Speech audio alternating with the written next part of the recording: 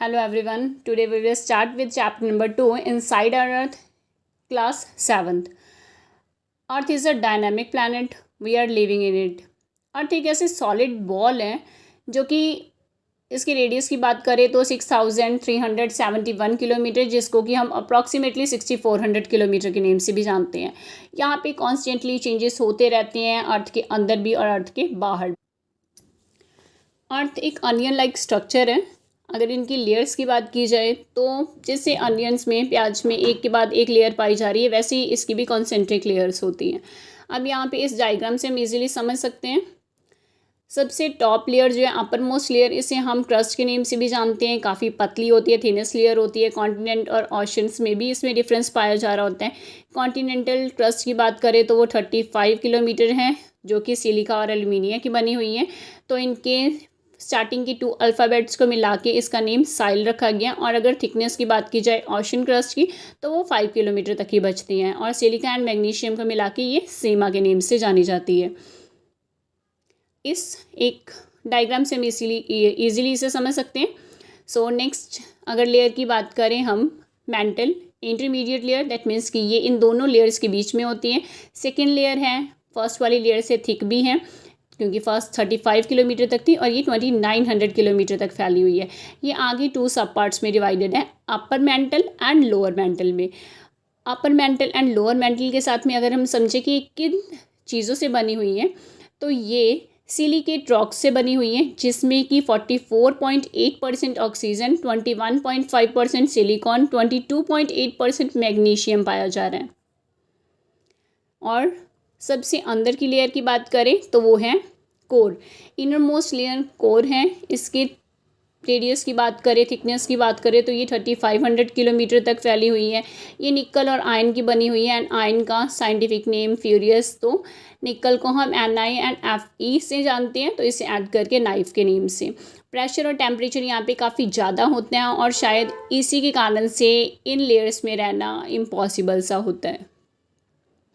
इन चीज़ों को हम इजीली इन डायग्राम से समझ सकते हैं, जहाँ पे ऑलरेडी आपको ये चीज़ें मैंशनड है कि crust, upper mantle, lower mental, outer core और इनर कोर। अब अलग अलग तरह की लैंडफॉर्म्स इन क्रस्ट पे पाई जा रही हैं और इन लैंडफॉर्म्स में अलग अलग तरह के various types of minerals and rocks भी पाई जा रही है। ये जो रॉक्स हैं ये अलग अलग साइज़ के, अलग कलर, अलग टेक्सचर एंड अलग प्रॉपर्टीज़ के साथ में हमें मिलते हैं।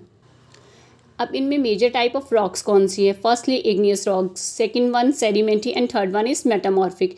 इग्नियस नेम से ही पता लग रहा है, इग्नस यानी अग्नि लैटिन वर्ड है और इसका मीनिंग होता है fire. Sedimentary rock sedimentum word से बना है जो कि अगेन लैटिन वर्ड है। एंड मेटामॉर्फिक मेटामॉर्फस से बना है जो कि ग्रीक वर्ड है।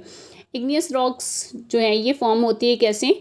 जब मॉल्टन मैग्मा जो है वो वोल्केनो से बाहर निकलता है और उसके बाद में ये ठंडा होता है। इसे हम प्राइमरी रॉक के नेम से भी जानते हैं। इग्नियस रॉक्स आगे 2 पार्ट्स में डिवाइडेड है, intrusive igneous rocks and extrusive igneous rocks. Intrusive igneous rocks को हम प्लूटोनिक रॉक्स भी कहते हैं। ये फॉर्म होती है जब अर्थ के अंदर ही लावा ठंडा हो जाता है। इसकी कूलिंग स्लो होती है। यहाँ पे ग्रेन्स काफ़ी फाइन पाई जाती है, दैट मीन्स काफ़ी अच्छी ग्रेन्स मिलती हैं। ग्रेनाइट इसकी एक एग्जांपल है। उसके अलावा हमारे घर में जो ग्राइंडिंग स्टोन होते हैं यानी सिलवट्टा होते हैं, वो भी इंट्रूसिव रॉक का ही एग्जांपल है। नेक्स्ट है extrusive igneous rocks. Extrusive that means कि ये वोल्केनो से बाहर आके ठंडा होता है, रैपिड कूलिंग होती है, लार्ज ग्रेन्स होती हैं इसमें। और इसकी एग्जांपल की अगर बात की जाए तो बेसाल्ट इसकी एग्जांपल है। और उसके अलावा डेक्कन प्लेट्यू जो हमारे इंडिया के सेंटर मैप में पाया जा रहा है, सेंटर पोर्शन में, वो एरिया भी एक्सट्रूसिव इग्नियस रॉक्स का ही एग्जांपल है। नेक्स्ट है हमारी सेडिमेंट्री रॉक्स। इग्नियस रॉक्स जब ब्रेक डाउन होती हैं, कुछ पीसेस में बट जाती हैं, तो इनके स्मॉलर पीसेस जो होते हैं वही सेडिमेंट्स होते हैं। अब ये वाटर विंड के साथ में बहना शुरू हो जाते हैं और एक जगह से डिपॉजिट की हुई चीज़ को ले जाते हैं। मतलब अपने साथ में पानी जब बहता है तो जो पत्थर कंकर यानी ये सेडिमेंटम्स मिल रहे होते हैं उनके साथ में जाते हैं और किसी जगह पे जाके इन सेडिमेंट्स को ये छोड़ देते हैं। और इनके एग्जाम्पल हैं सैंडस्टोन। नेक्स्ट है हमारी मेटामॉर्फिक रॉक्स। मेटामॉर्फिक रॉक्स जो है ये इग्नियस और सेडिमेंट्री दोनों के बीच में चेंजेस जो होते हैं हाई प्रेशर और टेम्परेचर के कारण से, तब हमें मिलती है। मेटामॉर्फिक रॉक्स जो हैं ये भी चेंज होते हैं अगेन लावा में, जब इसके ऊपर हाई प्रेशर बढ़ रहा है, हाई टेम्परेचर बढ़ रहा है, तो ये अगेन अपने पहली फॉर्म में यानी इग्नियस रॉक्स की फॉर्म में आ जाती हैं। अब इसकी एग्जांपल अगर ली जाए तो क्ले, जैसे क्ले से चेंज क्या कर लिया जाता है, स्लेट। उसके अलावा लाइमस्टोन से मार्बल्स। नेक्स्ट हम पढ़ रहे हैं रॉक साइकिल के बारे में। एक टाइप की रॉक जब चेंज होती है एक साइक्लिक मैनर से होते हुए दूसरे टाइप में, आप इन चेंजेस के लिए उन्हें प्रेशर की, टेम्परेचर कंडीशंस जो होती हैं ये रिस्पॉन्सिबल होती हैं, और एक रॉक जो है वो दूसरे रॉक में चेंज हो जाता है। जैसे कि इग्नियस रॉक्स का हमने पढ़ा है कि वो टूटने फूटने के बाद में सेडिमेंट्री में चेंज हो रहा होता है। इग्नियस और सेडिमेंट्री दोनों ही मेटामॉर्फिक में चेंज हो रही होती है, और मेटामॉर्फिक जो है वो मोल्टन मैग्मा में या इग्नियस रॉक्स में अगेन चेंज हो जाती है।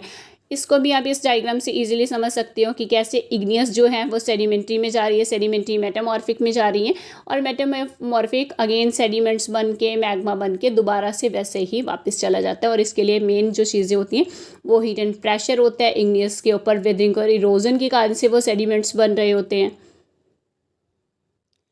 How rocks are useful. अब ये रॉक्स यूजफुल कैसे होती हैं, हम इन रॉक्स को अलग अलग कंस्ट्रक्शंस वर्क में यूज़ करते हैं। जैसे हम मॉन्यूमेंट्स जो बनाते हैं, बिल्डिंग्स बनाते हैं, हाउसेस, रोड्स, ये सारे इन रॉक से ही बने होते हैं। अब इमेजिन कीजिए कि जो हम रेड फोर्ट दिल्ली में जाते हैं देखने के लिए, अगर वो लाल किला हमारे पास रेड मार्बल्स ही ना होते, रेड सैंडस्टोन्स ही ना होते, तो वो किला कैसा होता। नॉर्मल जिन घरों में हम रह रहे हैं वैसा कुछ।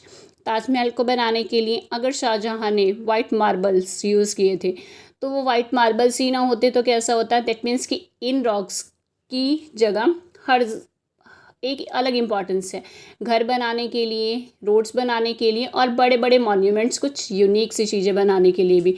होपफुली आपने देखा, समझा कि इनसाइड हमारी अर्थ के क्या क्या हो रहा है, और उन चेंजेस का इम्पैक्ट कैसे हमारे आसपास रहने वाली चीज़ों पे, बनने वाली चीज़ों पे हो रहा है। Thank you.